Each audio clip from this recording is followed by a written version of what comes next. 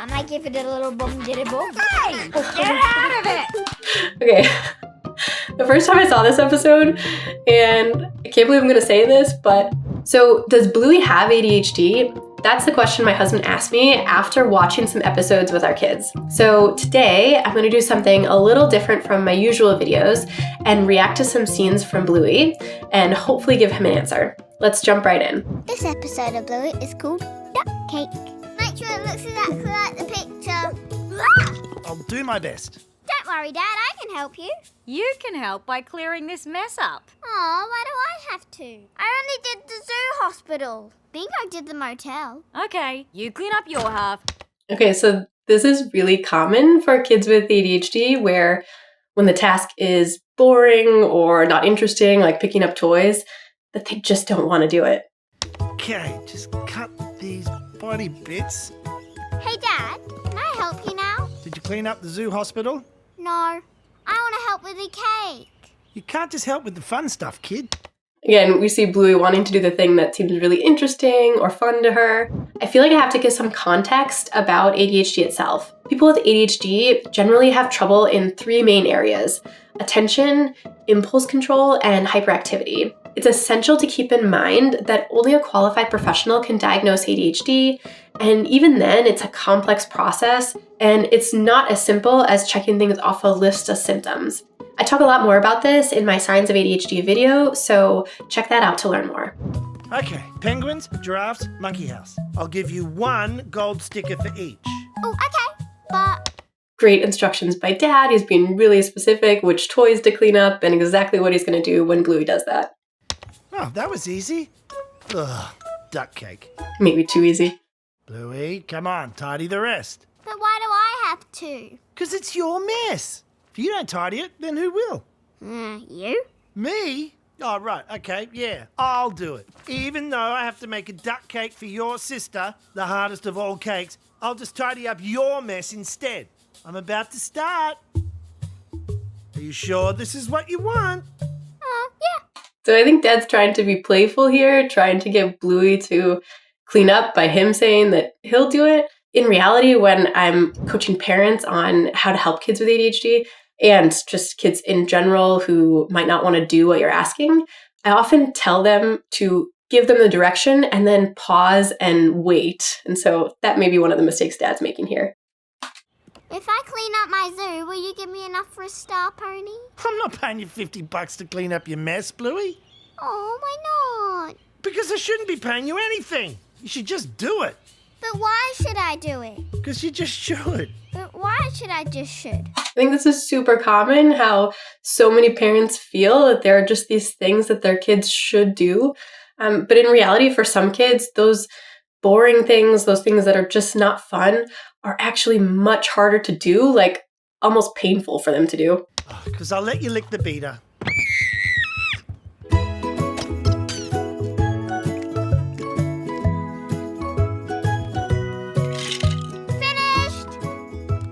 Okay, here you go. Oh, at last you were mine. Okay, moment of truth. You notice here, Dad also had to keep changing the reward to help Bluey stay motivated and to redirect her to stay on the task of cleaning up. Thanks, Bluey. Ooh. The tail wag. Okay, let's give this another go. You go ahead. I just want to try something.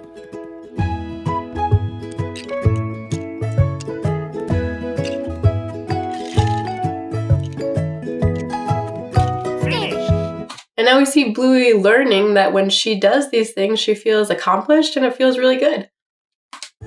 Here's your duck cake, mate. I did my best.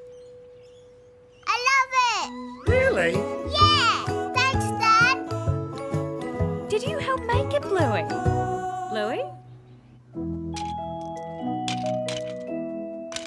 This is really common when we've offered kids rewards that over time, that intrinsic motivation to do the task, the thing that helps them feel good, that builds gradually too. Where's my toast? Bluey, can you be as Oh, I quiet love as this Bingo one. for a bit? Bluey, I can't find your library books and they're due back. Have you seen Schmurtle the Dirty Turtle? No, I have not seen Schmurtle the Dirty Turtle. You have to keep better track. So for kids with ADHD, one of the common symptoms is that they lose or forget things often. At the same time, Bluey is 6. She's probably in kindergarten or first grade. And so, parents still need to do some scaffolding, meaning they need to kind of help kids walk up a ladder of what they're able to do and guiding them to do that. Your things. What about Bingo? Bingo puts hers in a neat pile when she's read them. Finished. Ding! Orders up! This is so hard. I think naturally parents can compare kids, but I really caution against this because Bluey's right there. She can hear what mom and dad are saying to Bingo too. Mm-hmm. All right, done. Here you go, Bingo. Peanut butter and banana. Blech. This episode of Bluey is called Mini Bluey. I like to say cereal instead of serious. Oh, and I'll show you how I dance. I like to do this sort of thing, and sometimes this. Yep, that's it. And I sort of just talk all the time. It doesn't even need to make sense. Just noises are fine. Bork, bork, bork, bork, bork, bork, bork, bork, bork. Being kind of extra talkative or talking a lot can be a symptom of ADHD. Also really common for kids around this age to talk a lot. I think something else that's important to remember here is that Bluey is 6 years old. And while you can diagnose ADHD as young as 4 years old, it's not typically diagnosed until around 7 or 8.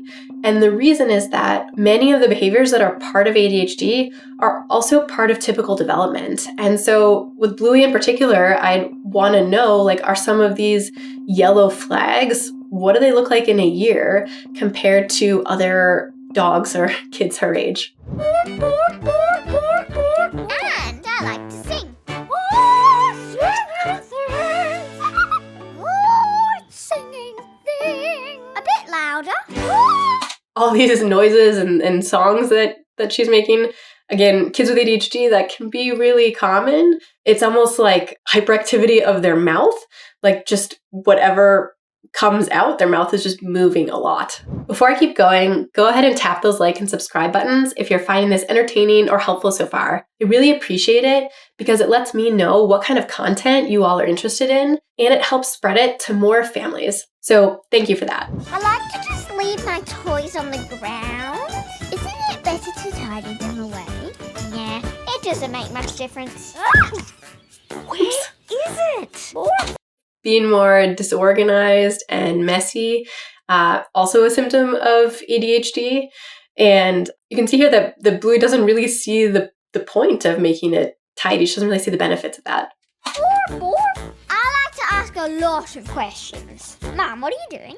You know what I'm doing, Bluey. But I don't really listen to the whole answer. Ooh, and if I...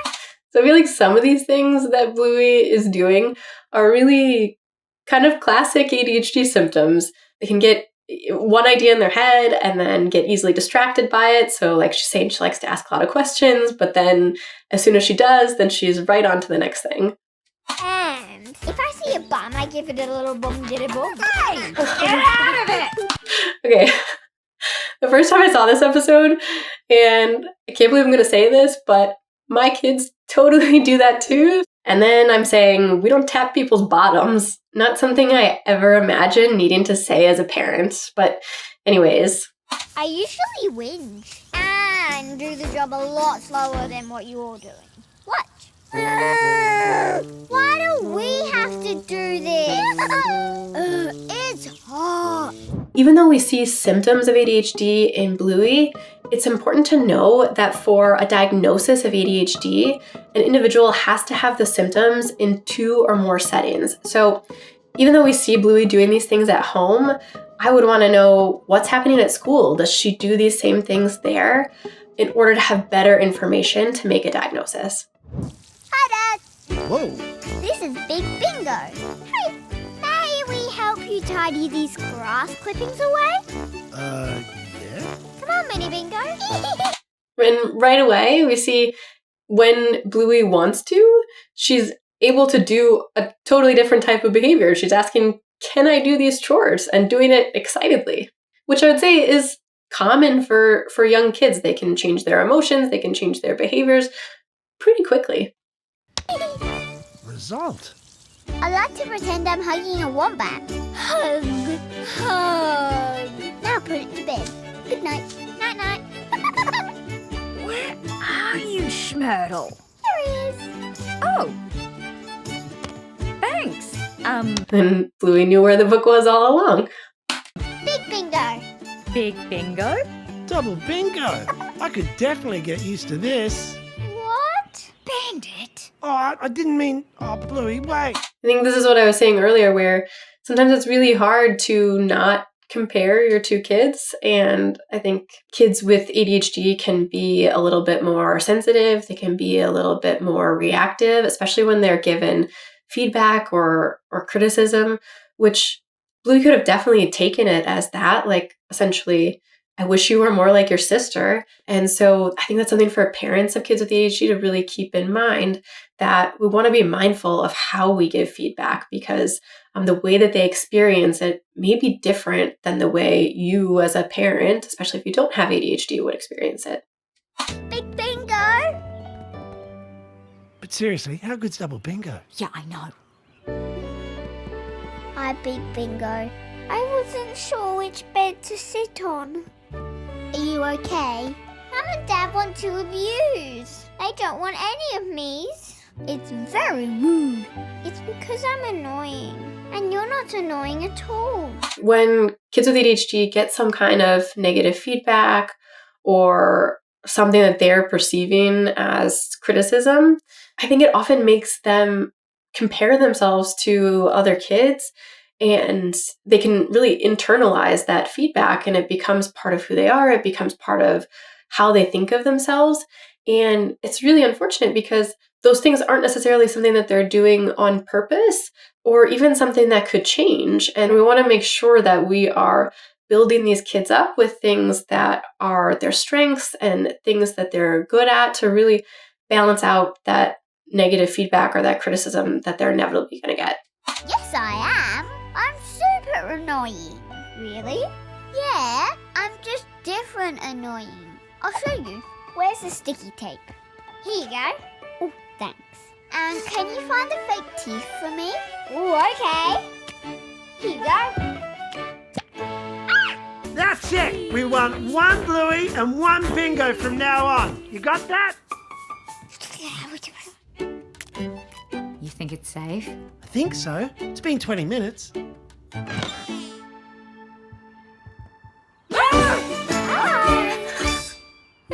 Close enough. So to answer my husband's question, does Bluey have ADHD? Here are two things. First, I think it's not appropriate for anyone to diagnose a fictional character, especially based on typical child behaviors that are intentionally portrayed to make the show relatable and engaging. Shows like Bluey can help children see that it's okay to be different, to have certain strengths and challenges, and they can help children understand that everyone is unique and that's something to be celebrated, not stigmatized. So I hope my next point gives you some food for thought.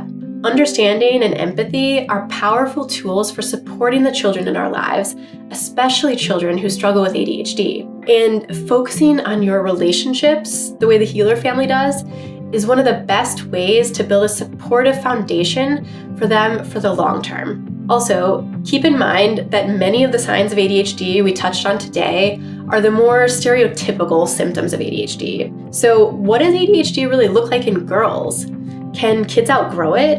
And what are the most crucial things for ADHD parents to know anyways? Watch this next to get answers to all those questions and more. And remember, put your relationships first. I'll see you in the next video.